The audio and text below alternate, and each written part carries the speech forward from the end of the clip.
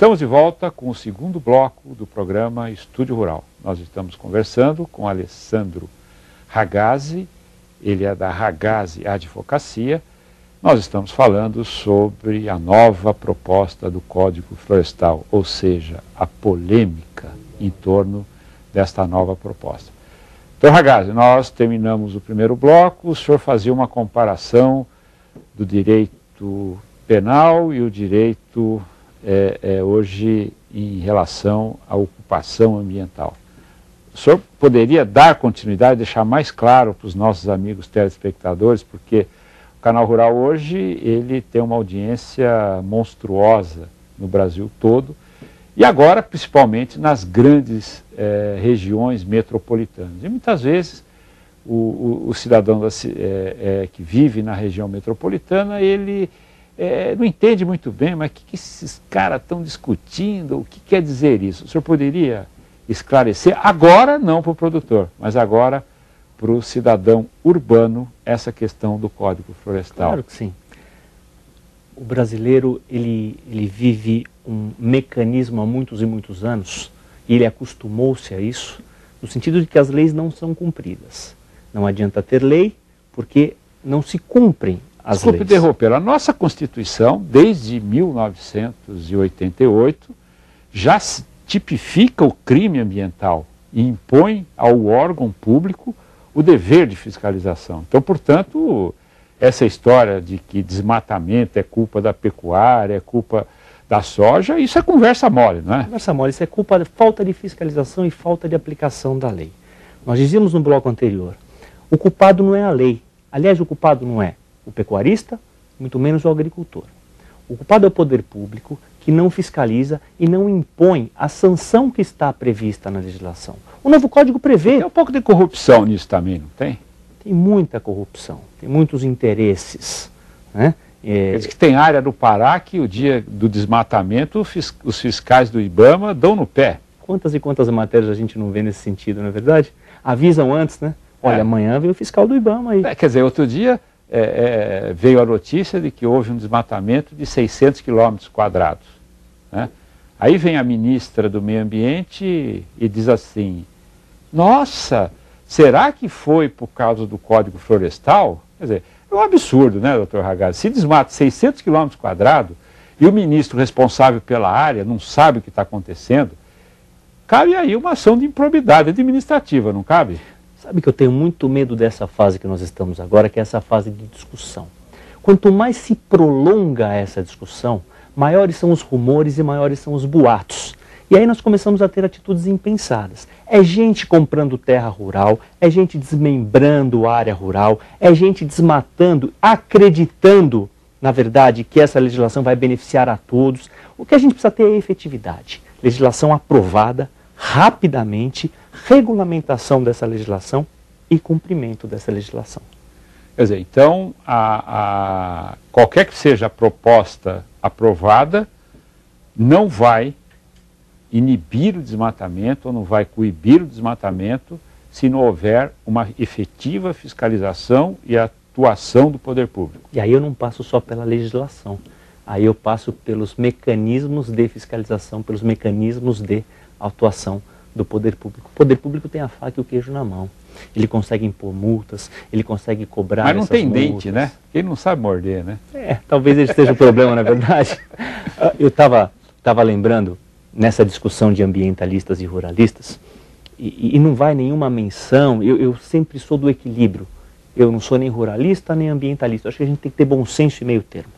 Mas eu me lembrava de uma das discussões que era no seguinte sentido. Olha, o projeto do Aldo, ele prevê isenção, ele prevê anistia e pequenas propriedades rurais, até 4 módulos fiscais, elas ficam desobrigadas a recompor a reserva legal.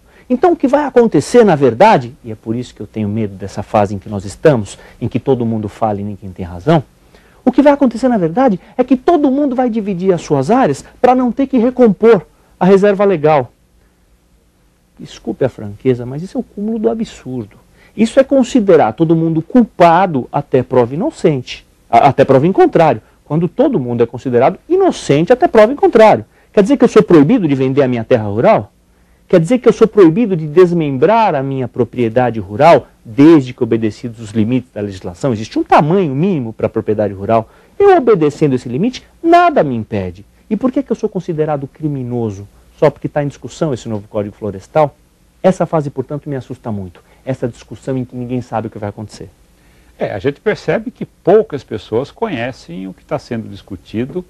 Os próprios deputados, né? Eu conversei com inúmeros deputados e eles ficam aguardando a hora de como votar. Quer dizer, não estão interessados num assunto tão importante quanto esse, são um pouco melhor. O senhor acha que isso é uma ingratidão do governo insistir numa proposta para atender talvez poucos eleitores ou uma massa de eleitores da Marina Silva? Não sei se é uma ingratidão, mas é pelo menos uma falta de visão. Veja bem, nós estamos numa época em que há certificação para tudo. Hoje em dia, as análises de qualquer produto, de qualquer serviço, de qualquer negócio, elas são muito facilitadas e adiantadas pelos processos de certificação. Olha que maravilha se nós tivéssemos certificação não só para os produtos rurais, mas para as propriedades rurais. Hoje, você bem disse que boa parte do superávit brasileiro vem da produção agropecuária. E essa produção agropecuária em terras que representam, quase na sua totalidade, 90%, ilegalidade do ponto de vista fundiário. Elas estão ilegais perante o novo código. Mas só que o Brasil também tem 60% das suas matas nativas preservadas. De 850 milhões de hectares tem 500. A Europa, onde estão as ONGs ambientalistas que ficam aqui enchendo o saco, desculpa a expressão, tem 0,3% das suas matas nativas preservadas. E talvez seja por isso que nós sejamos a bola da vez, né? Porque este produto milionário chamado meio ambiente, o maior estoque está com a gente. Amazônia, Pantanal, Cerrados, Pampas, Mata Atlântica.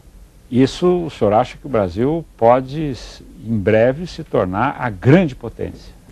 O Brasil já é uma grande potência, um dos top 5 nisso, e tem condição de se tornar muito mais. O nosso país é ainda um celeiro a ser muito explorado, desde que nós temos um mínimo de apoio. O produtor rural brasileiro, e nesse ponto eu não me refiro aos grandes, porque a gente vê aí recordes e mais recordes na produção agropecuária brasileira, mas esses recordes eles são decorrentes da grande propriedade.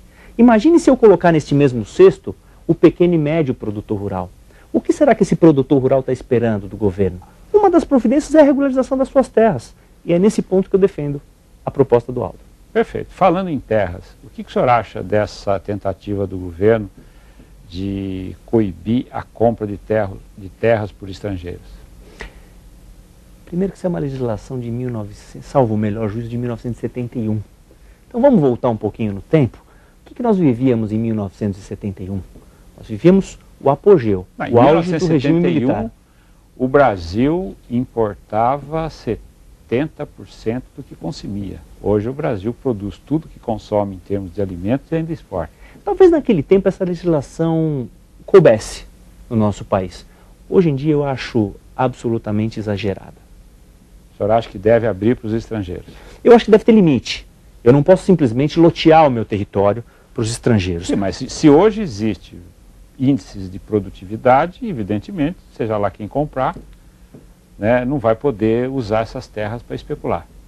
Exatamente, a especulação é o grande problema, né? A gente tem que fazer sempre a separação daquele estrangeiro que vem para cá e quer investir e quer aplicar no nosso país, daquele que vem para roubar as terras, daquele que vem para especular. Isso dá para saber?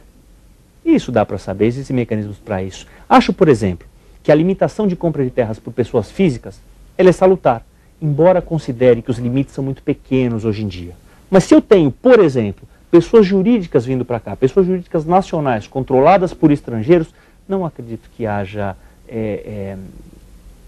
acerto nessa proibição. Dr. Ragazzi, mudando radicalmente o nosso assunto, o que o senhor achou da saída do ministro Palocci? Palocci 2, a missão. Na nossa área, nós aprendemos a não julgar ninguém antes que essa pessoa seja efetivamente condenada, né? Entretanto, a história do Palocci não é uma história bonita de ser contada. Há muitos e muitos anos, o ministro Antônio Palocci, mais uma vez, repito, não vai aqui nenhum juízo pessoal, não estou pré-julgando, mas estou contando um fato, o Palocci tem problemas sérios, né? E o Palocci se sustentava muito bem na figura política do presidente Lula, que na verdade controlava o país como um verdadeiro imperador naquela sua figura imutável, né? A Dilma, infelizmente, gosto da Dilma, acho uma presidente técnica, acho que tem competência, acho que sabe o que está fazendo, mas acho que um presidente da República tem que ter um pouquinho mais do que isso. Tem que ter um carisma, tem que ter um poder pessoal que a Dilma não tem e que o Lula tem. Se você parar para perceber, em pouco tempo, o governo Dilma já teve muito mais escândalos do que nós tivemos no governo Lula no mesmo período. A gente já está falando em alta de juros, a gente já está falando em demissão não só de Palocci, mas de outros ministros, em rearticulações políticas.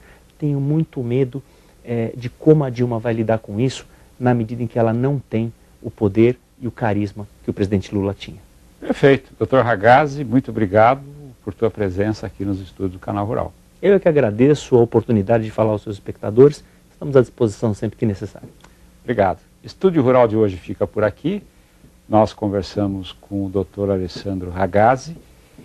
Ele fez um comentário muito bom a respeito do Código Florestal, da relação dos ambientalistas, do governo, da aplicação da lei.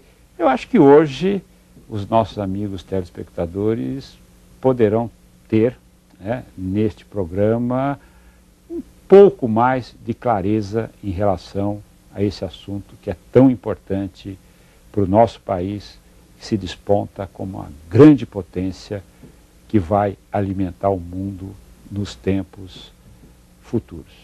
Até o próximo programa.